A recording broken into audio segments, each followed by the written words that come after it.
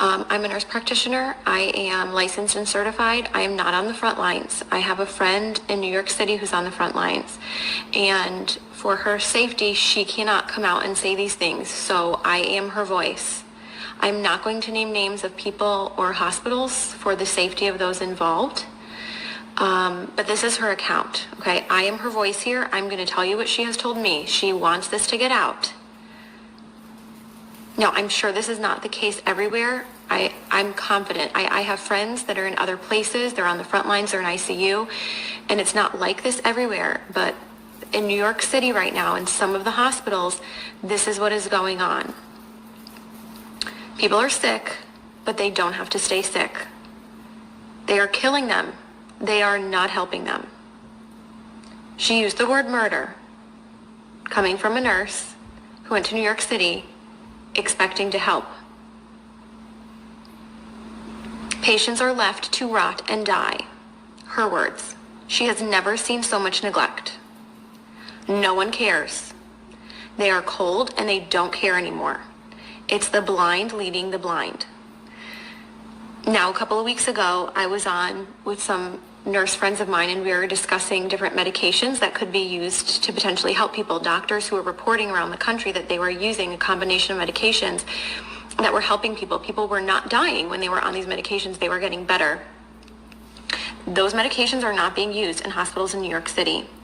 What is happening is that they're putting people on nasal cannula. If they require more than 6 liters of nasal cannula, they get intubated, they go on the vent, or they get trached if there's not enough vents. They don't get high flow, no non-rebreather, no non-invasive ventilation, no CPAP, no BiPAP. They're on a closed system, the ventilator, versus a CPAP or a BiPAP for fear that it will spread the virus.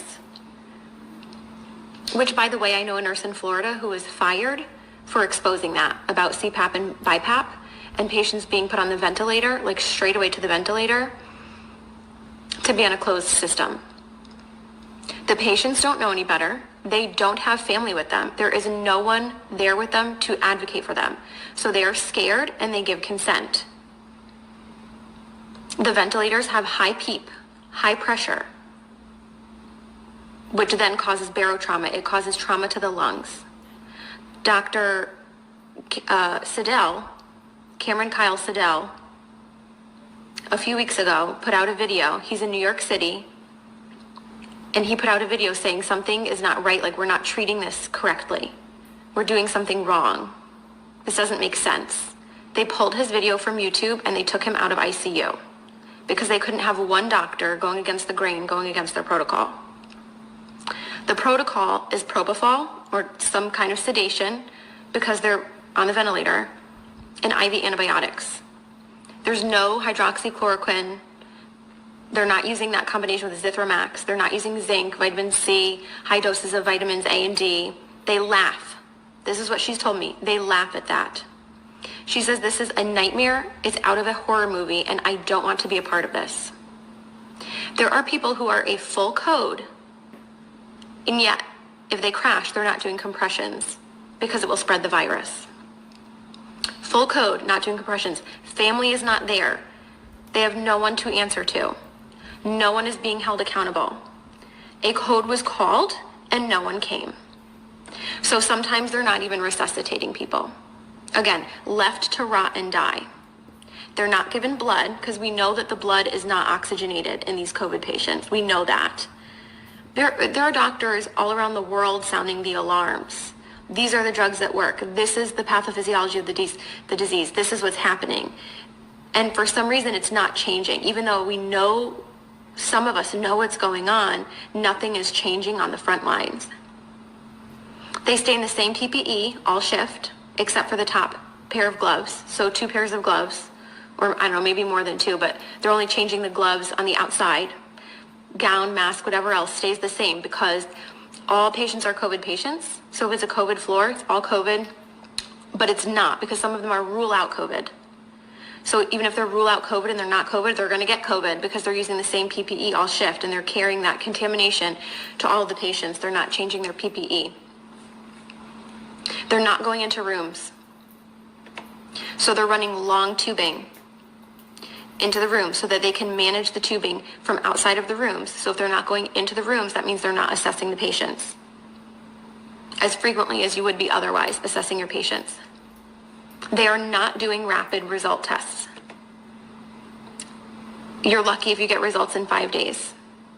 Okay, this is coming from my friend who is in New York City right now on assignment, who went there to help, and this is what she's finding. It's a horror movie, she says. Not because of the disease, but because of the way it's being handled. She said, we need help, and people are sitting there waiting in the hotels. Money, I guess, it's being paid for by FEMA, and yet they're still understaffed. And there are hundreds of people, hundreds of nurses in the hotels waiting to be called onto a shift. So there is manpower enough if the goal were to actually save people. But resources are not being utilized properly or to full capacity in a way that maximizes the patient benefit or improves the outcomes. The records and charting are crap.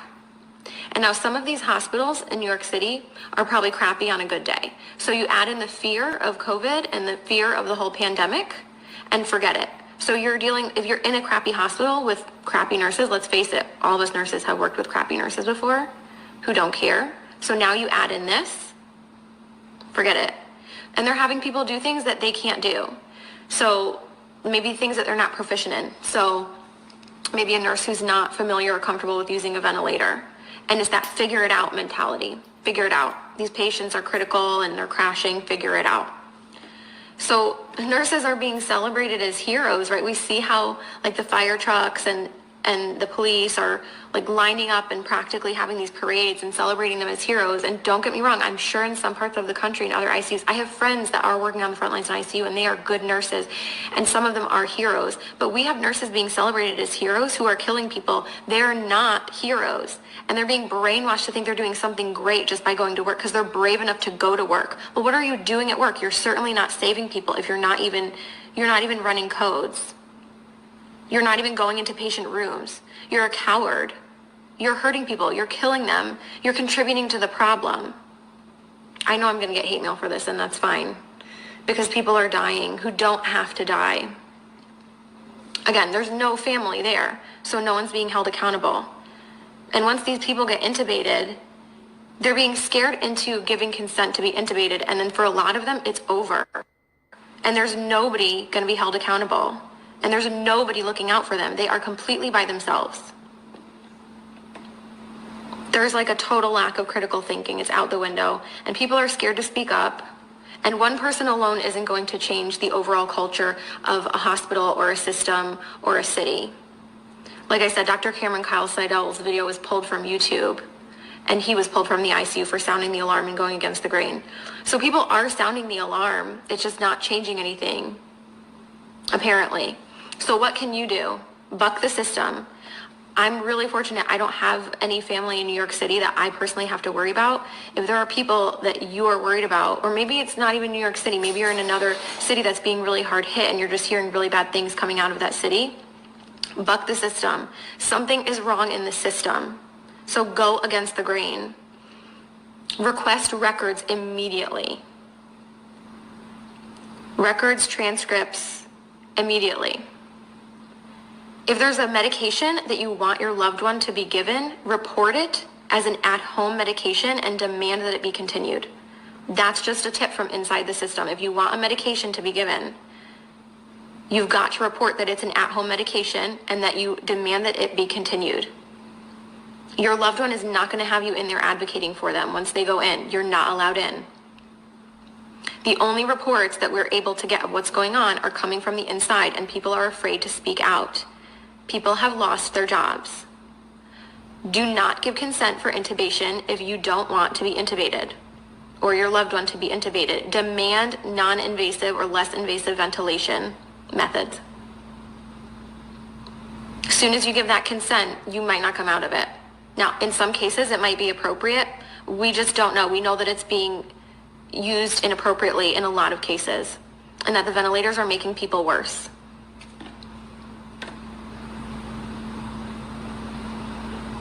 Please share this video, make it go viral. People need to know this. This is the truth of what's going on from my nurse friend who's in New York City right now on assignment.